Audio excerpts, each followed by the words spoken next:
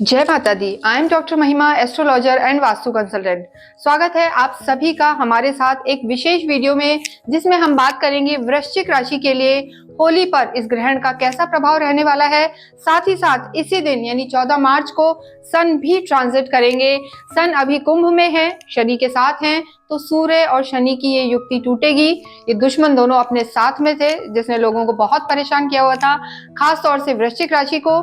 इनकी युक्ति टूटेगी और इनका कैसा प्रभाव रहेगा, ये सारी बात हम इस वीडियो में करेंगे। देखिए, वृश्चिक राशि आपकी हो ये आपको पता होना चाहिए। उसके लिए आप अपनी पर्सनल कुंडली खोलें, क्योंकि ये हम ट्रांजिट के आधार पर बताते हैं, गोचर के आधार पर बताते हैं, लेकिन इसके साथ साथ आपको खुद की कुंडली भी देखनी चाहिए। जहां आपके मून प्लेस्ड है, आपकी खुद की कुंडली में जहां आपके मून बैठे हुए हैं, वहां अगर नंबर 8 लिखा हुआ है तो आप स्कॉर्पियो है, वृश्चिक राशि के हैं। इसके साथ साथ ही इस समय जो ग्रहों की स्थिति है आपके 4th हाउस में, यानी जहां पर कुंभ राशि है, सूर्य और शनि है। 5th हाउस में आपके राहु, बुध और शुक्र हैं, और आपके 7th हाउस में गुरु है, और आपके 8th हाउस में मंगल है, और साथ ही साथ आपका जो लाभ का भाव है वहां पर केतु और चंद्र 14 तारीख को साथ रहेंगे होली वाले दिन, जो कि ग्रहण योग बना रहे हैं। हालांकि जो ग्रहण है वो सिंह और कन्या को ज्यादा फर्क डालेगा, लेकिन आप सोच रहे होंगे कि आपकी राशि पर भी इसका क्या प्रभाव पड़ेगा या ये आपके लिए कैसे नेगेटिव हो सकता है। उसका एक बहुत बड़ा कारण है कि ये चंद्र ग्रहण है जो पूर्णिमा को होने जा रहा है, और चंद्र वृश्चिक राशि में आके नीच के हो जाते हैं, ऑलरेडी नीच के हो जाते हैं, पीड़ित हो जाते हैं। तो कहीं ना कहीं इस चंद्र ग्रहण का फर्क आपके मन, मस्तिष्क और आपके कारोबार सभी चीजों पर पड़ेगा। तो देखिए, जब ग्रहण की स्थिति हम देखते हैं तो केतु, चंद्रमा या राहु, सूर्य एक दूसरे से एकदम सीध में आ जाते हैं, 180 डिग्री पर आ जाते हैं। तो ये जो स्थिति बनती है ये ग्रहण की बनती है, और इस समय पूर्णिमा में ये ग्रहण हो रहा है, तो ये चंद्र ग्रहण है। हालांकि ये खग्रास चंद्र ग्रहण है जो इंडिया में दिखाई नहीं देगा, पर फिर भी ये एक खगोलीय घटना है, और हम यहाँ पर ग्रहों की और राशियों की बात करते हैं। तो इसका किसी भी रूप में, चाहे ये दुनिया के किसी कोने पर हो, जब मून पीड़ित होगा तो डेफिनेटली कुछ राशियों पर इसका असर जरूर आएगा।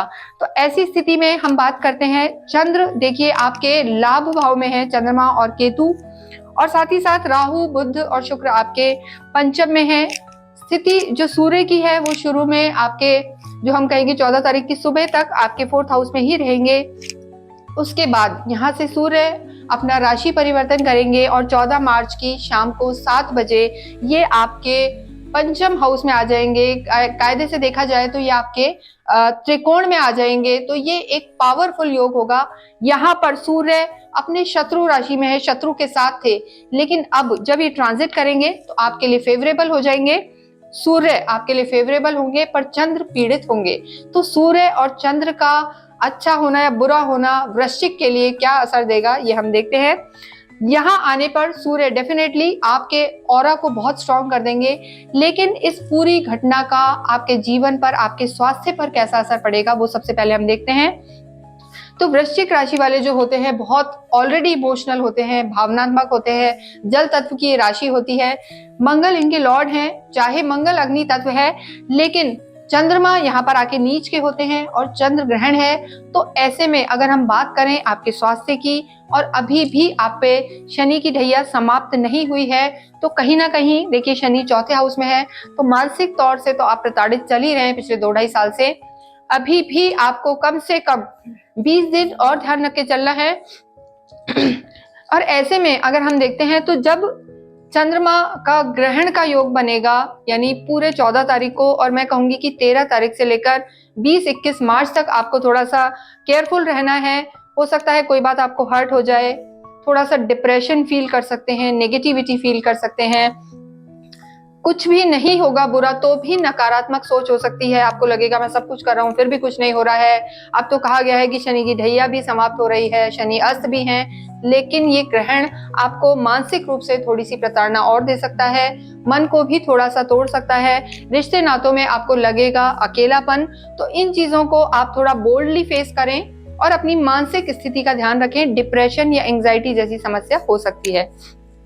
और बाकी अगर हम आपकी सेहत को देखें, नॉर्मल फिजिकल हेल्थ को, तो भी थोड़ा ड्राइविंग में अभी भी आपको ध्यान रखना है, केयरफुल रहना है।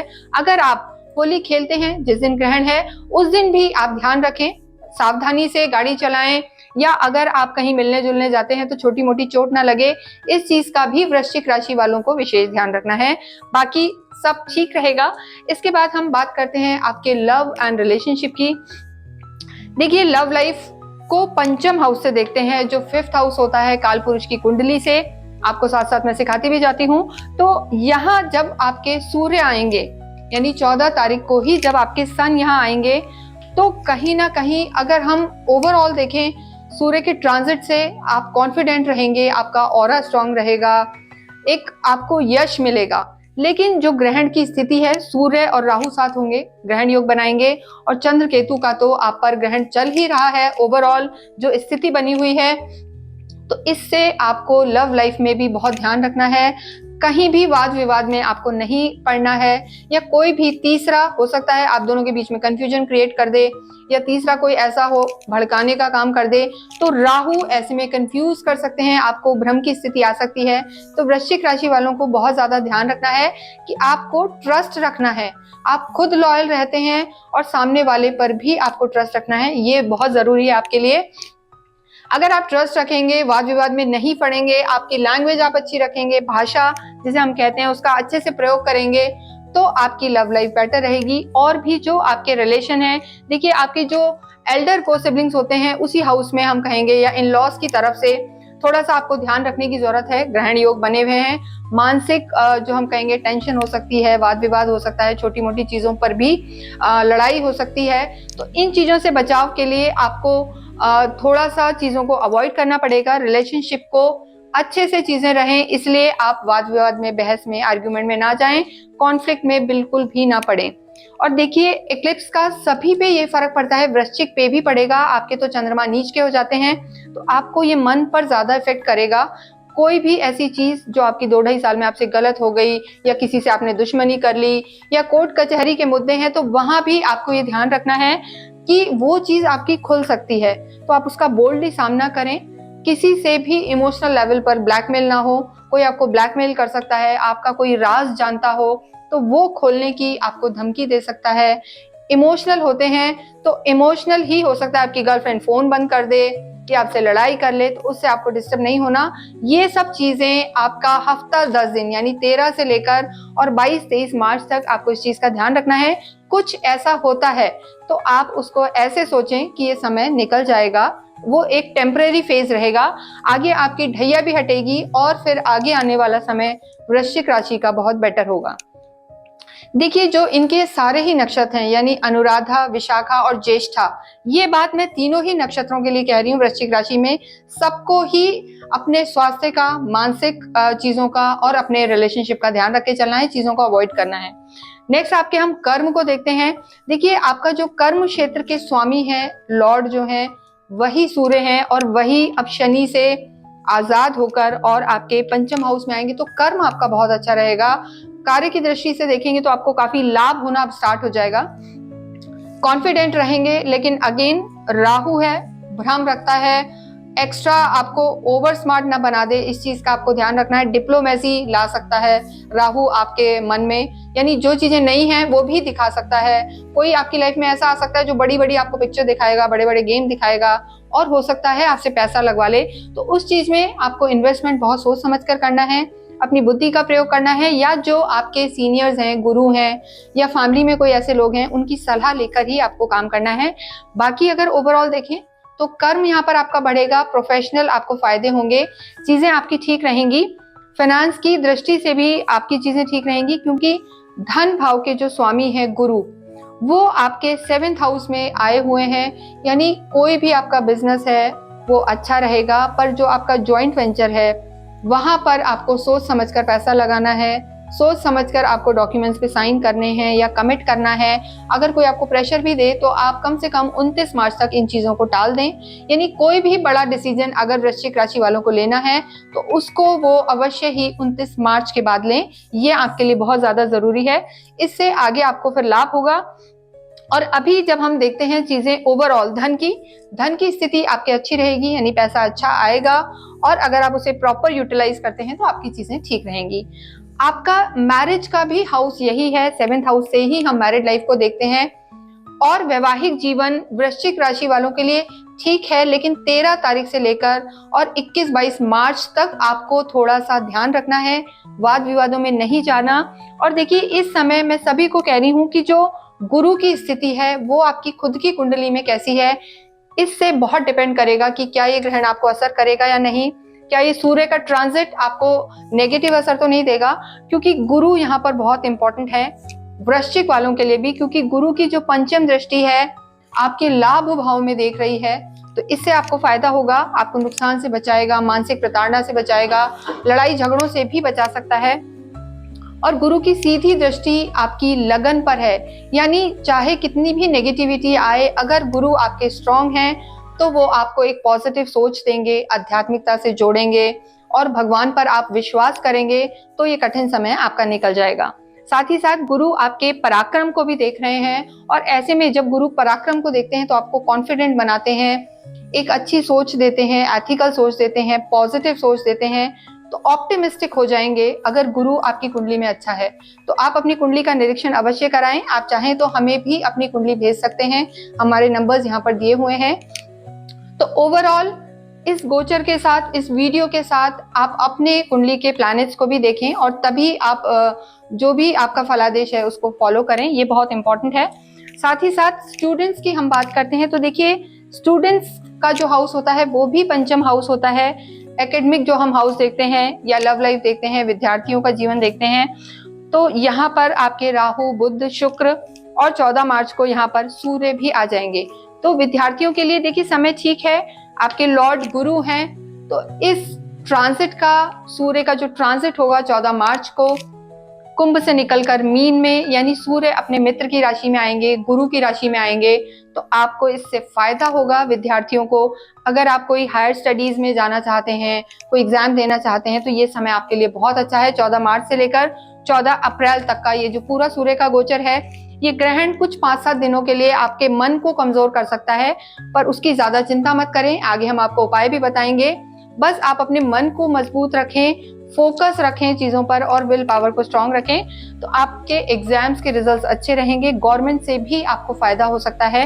और स्कॉर्पियो राशि वालों का अगर कोई ट्राई कर रहा है बाहर से, फॉरेन से कोई काम या कोई एग्जाम उनके हैं या पीआर के लिए ट्राई कर रहा है, तो वहां भी आपको बहुत फायदा हो सकता है। तो ये समय आपकी एजुकेशन के लिए ठीक है, बस आपको ओवर कॉन्फिडेंट नहीं होना है, कॉन्फिडेंट रहना है, एरोगेंस नहीं लाना है, घमंड नहीं करना है, तो आपका जो ओवरऑल विद्यार्थियों का चीजें हैं वो सब अच्छा रहेगा। नेक्स्ट आपका आध्यात्मिक और भाग्य को हम देखते हैं। देखिए आपके भाग्य के स्वामी चंद्र हैं, चंद्र बहुत फास्ट मूविंग प्लैनेट होते हैं, लेकिन आपके लॉर्ड के वो मित्र हैं, मंगल के मित्र होते हैं, और गुरु भी आपकी जो स्थिति है, गुरु की दृष्टियां यहाँ पर बहुत अच्छी हैं। तो ओवरऑल सूर्य की भी दृष्टि कहीं ना कहीं आपके नवम भाव को देखेगी, तो ओवरऑल चीजें, आपका भाग्य आपको बहुत साथ देगा वृश्चिक राशि वालों का 15-16 तारीख के बाद, और फिर 29 तारीख के बाद तो डेफिनेटली आपकी चीजों में, भावनाओं में, मानसिक स्थिति में बहुत सुधार होगा। आध्यात्मिक आप होते हैं और गुरु की जो सीधी दृष्टि है अभी आपकी लगन पर है, तो आप आध्यात्मिक रहेंगे, और सिर्फ अध्यात्म ही है जो इस समय वृश्चिक राशि वालों को बचा सकता है, क्योंकि सूर्य के पंचम में आने से भी उनमें भ्रम आएगा, राहु के साथ होंगे, इल्यूजन्स आएंगे, कुछ का कुछ उन्हें समझ आएगा, होगा कुछ, दिखेगा कुछ, क्योंकि राहु भ्रम क्रिएट कर देता है। साथ ही साथ ग्रहण के होने के कारण जो इनके जो चंद्रमा है, जिस पर पूर्णिमा पर ग्रहण है, चंद्र ग्रहण है, तो चंद्रमा यहाँ नीच के हो जाते हैं, मानसिक रूप से बहुत प्रताड़ित हो सकते हैं। कोई इनका वाद विवाद पुराना उखड़ सकता है, या इनका कोई पुराना रिश्ता इन्हें दुख दे सकता है, हर्ट कर सकती है इनकी गर्लफ्रेंड, बॉयफ्रेंड, या पेरेंटल भी इनको इश्यूज आ सकते हैं। तो थोड़ा सा इन चीजों को अवॉइड करें और यही सोचें कि कुछ समय की बात है, समय निकल जाएगा, आपकी ढैया भी समाप्त हो जाएगी। तो ओवरऑल वृश्चिक राशि वालों के लिए ये ग्रहण, चंद्रमा के लिए अगर ये उपाय करते हैं तो इनके लिए काफी ये जो परेशानी का समय है निकल जाएगा। साथ ही शनि के भी उपाय करें।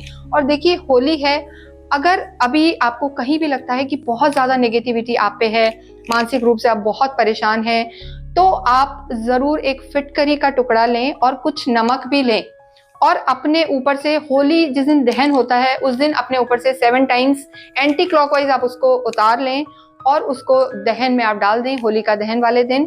साथ ही साथ इस दिन आप होली वाले दिन, जिस दिन होली खेली जाएगी, जिस दिन होली खेलेंगे, ग्रहण होगा, उस दिन आप अवश्य ही तांबे के लोटे या तांबे के बर्तन, गेहूं और गुड़ का दान मंदिर में अवश्य करें।